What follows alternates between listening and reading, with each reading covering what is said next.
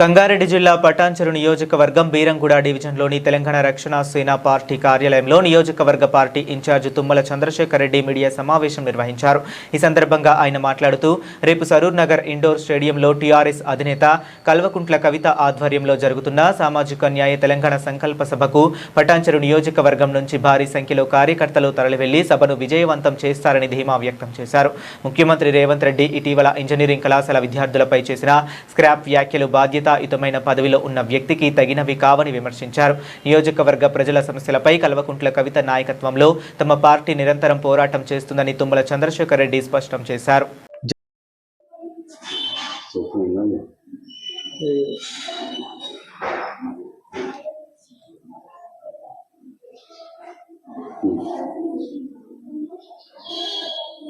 జై తెలంగాణ, జై టీఆర్ఎస్, జై కవితమ్మ. ఈరోజు ప్రెస్ మీట్ పెట్టిన ముఖ్య ఉద్దేశం ఏమిటంటే సామాజిక న్యాయ సంకల్ప సభ సరూర్ నగర్ స్టేడియంలో, ఇండోర్ స్టేడియంలో కవితక్క ఏదైతే సంకల్పం చేసి అక్కడ ప్రెస్ మీట్ పెట్టాలి, సామాజిక న్యాయపరంగా ప్రతి ఒక్కరికి న్యాయం జరగాలనే ఒక ఉద్దేశంతో ఇండోర్ స్టేడియంలో, సరూర్ నగర్లో ఇండోర్ స్టేడియంలో భారీగా ముఖ్యమైన నాయకులు, టీఆర్ఎస్ సంబంధించిన నాయకులు, ముఖ్యమైన సామాజికవేత్తలు, వాళ్ళందరూ ఉద్యమకారులు, వాళ్ళందరితో ఒక చిన్న మీటింగ్ అరేంజ్ చేసుకొని ఒక 8 నుంచి 10,000 మందితో గ్యాదరింగ్ చేసుకోవాలనే ఉద్దేశంతో ఈ సంకల్ప సభ పెట్టడం జరిగింది. నిజంగా ఈ సంకల్ప సభ తెలంగాణ న్యాయం అవసరమా? దేనికోసం అవసరము? గత పాలకులు మన స్వాతంత్రం వచ్చి దాదాపుగా 80 సంవత్సరాలు అవుతున్నా కూడా సామాజిక న్యాయం లేదనే ఒక ఉద్దేశంతో ఈ సంకల్ప సభ ఎత్తుకొని టీఆర్ఎస్ తన ప్రాబల్యం పెంచుకోవడానికి బీసీ ఒక ఉద్యమం ముందుకు, మైనారిటీ, పేద మధ్య తరగతి వాళ్ళందరినీ కూడా ముందుకు తీసుకొని పోవడానికి, వాళ్ళందరికీ కూడా న్యాయపరంగా కానీ మేము లీగల్ టీం పరంగా వాళ్ళకి ఏ న్యాయపరమైన అంశాలు అవసరం ఉన్నా కూడా మేము లీగల్ టీం పరంగా మాకు ముఖ్య ఆదేశాలు ఇచ్చినారు. ప్రతి ఒక్కరికి సామాజిక న్యాయం కావాలనే ఒక ఉద్దేశంతో ఈ సంకల్ప సభ పెట్టడం జరుగుతూ ఉన్నది. నంబర్ 1. నంబర్ 2, ప్రతి ఒక్కరికి 80 సంవత్సరాలు, దాదాపు 80 సంవత్సరాలు మన స్వతంత్రం వచ్చిన 80 సంవత్సరాలలో కూడా ఇంకా కూడా సామాజిక న్యాయం కోసం మనం కొట్లాడుతూ ఉన్నామంటే మన ఏ దశలో ఉన్నాం, మన పాలకులు మనల్ని ఏ దశలో ఉంచినారనేది మనం బాగా అర్థం చేసుకోవాల్సిన అవసరం ఉన్నది. ఎస్సీ, ఎస్టీ, బీసీ, మైనారిటీ, ఆర్థికంగా వెనుకబడ్డ ఓసీ వర్గాలు, బ్రాహ్మణులు కానీ, రెడ్డిలు కానీ, వెలుమలు కానీ, ఎవరైనా కానీ ఈ రోజు వరకు కూడా వాళ్ళ పరిస్థితి దిగజారుతూనే వస్తూ ఉన్నదనే ఒక సంకల్పంతో ఈమె టీఆర్ఎస్ మా అధినేత్రి కవితమ్మ గారు ఈ సంకల్ప సభని ముందుకు తీసుకెళ్ళడానికి మేము ఒక ప్రయత్నం ఇండోర్ స్టేడియంలో పెట్టడానికి ఒక ముఖ్య ఉద్దేశం తీసుకున్నాం. సామాజిక న్యాయం అంటే ఏంటిది?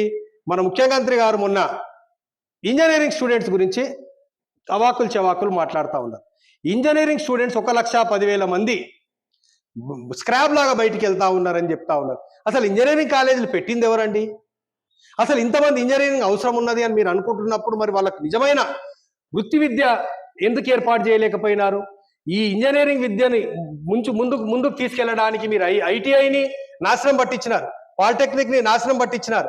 ఎవరి స్థాయిలో వాళ్ళు చదువుకొని మంచిగా ప్రశాంతంగా ఐఐటీలో ఈరోజు నిజంగా కూడా నిరుద్యోగం పెరగడానికి, ఈరోజు లోకల్ బాడీలలో, లోకల్లో దగ్గరలో ఎక్కడ పనిచేసుకోవడానికి, యాన్సిలర్లో పనిచేసుకోవడానికి జనాలు దొరకక యాన్సిలర్ మానేస్తా ఉన్నారు. ప్రతి ఒక్క విషయం పైన మీరు చేసే శ్రద్ధ లేకుండా ముందు మీ అవసరం రీత్యా మీ లాభం దృష్ట్యా మీరంతా ఆలోచన చేసుకుంటూ ఆ విధంగా ఒకటి. నంబర్ 2, ఇంకొకటి అండి, సిఎస్ఆర్ ఫండ్స్. పటాన్చెరులో సిఎస్ఆర్ ఫండ్స్తో 400 కోట్లకు పైచీలకు డబ్బులతోని ఒక హాస్పిటల్ నిర్మించినారండి. అవి ఎవరి డబ్బులు? ప్రభుత్వాన్ని కాదు, ఎమ్మెల్యేలే కావు, ఎంపీ ఫండ్స్ కావు, అవి మా జనాలయి బీసీ, ఎస్సీ, ఎస్టీ వర్గాల సంబంధించి ఏదైతే పొల్యూషన్ ఈ ప్రాంతం అంతా పొల్యూషన్ జరుగుతూ ఉన్నది. ఈ పొల్యూషన్ నుంచి తాత్కాలిక ఉపశమనం కావాలని చెప్పి డాక్టర్ కిషన్ రావు గారు ఎన్నో ఉద్యమాలు చేసి ఇది సుప్రీంకోర్టు ఇచ్చిన రూలింగ్తో భాగంగా ప్రతి ఒక్క వాళ్ళ లాభాలలో 2% వాటాని కలెక్టర్ గారి దగ్గర జమ చేస్తారు. ఈ జమ చేసిన డబ్బులు నిజంగా కూడా ఈ పారిశ్రామిక ప్రాంతంలో ప్రతి ఒక్కరికి విద్య, వైద్యం ఇబ్బంది అవుతుందనే ఒక ఉద్దేశంతో అక్కడ కేసీఆర్ గారు, ఎవరైనా ఉండరు, పార్టీలకు అతీతంగా ఎవరైనా ఉండని, కేసీఆర్ గారు, మైపాల్ రెడ్డి గారు ఎమ్మెల్యేగా ఉన్నప్పుడు శంకుస్థాపన చేసినారు. ఇప్పటి వరకు కూడా కంప్లీట్ అయిపోయి 2 సంవత్సరాలు కంప్లీట్ అయిపోయిన తర్వాత మా ప్రభుత్వానికి ఎక్కడ మైలేజ్ రాదో అనే ఉద్దేశంతో కాంగ్రెస్ వాళ్ళు ఇక్కడ మైపాల్ రెడ్డి గారు కాంగ్రెస్లోకి వెళ్ళినారా, టీఆర్ఎస్ లో ఉన్నారా, బీఆర్ఎస్ లో ఉన్నారా అని తెలియని పరంగా ఎందుకోసం ఆ హాస్పిటల్ని ఎందుకు ప్రారంభించడం లేదు? మొదటి ప్రశ్న. జిల్లాకు సంబంధించిన దామోదర్ రాజనరసింహ గారే మనకు దవాఖానా మంత్రి. రోజు వారానికి ఒక్కసారి 2 సార్లు అయినా కూడా ఆయన జోగిపేటకు ప్రయాణం చేస్తూ ఉంటారు. ఇదే మార్గంలో ప్రయాణం చేస్తూ ఉంటారు. ఆయన కనిపించడం లేదా? క్యాన్సర్ హాస్పిటల్ కోసం వెళ్ళి వరంగల్లో ఆయన తొందరగా చేయండి వర్క్ అని చెప్పి నిన్న ఒక మీటింగ్ లో చెప్పినారు. మరి తెలంగాణలో ఉన్న లేదా? పటాన్చెరు తెలంగాణలో లేదా? తెలంగాణలో ఉన్న ప్రజలు తెలంగాణ పటాన్చెరు ప్రజలు గారా? కంప్లీట్ అయిపోయిన తర్వాత సిఎస్ఆర్ ఫండ్స్ లో డబ్బులు కలెక్టర్ గారు ఏం చేస్తా ఉన్నారు? దీనిపైన దీన్ని సూటిగా మేము కలెక్టర్ గారిని ప్రశ్నించాలనుకుంటున్నాం. దేనికోసం డిలే అవుతా ఉన్నది? మీ ప్రారంభోత్సవాల కోసం డిలే అవుతుందా?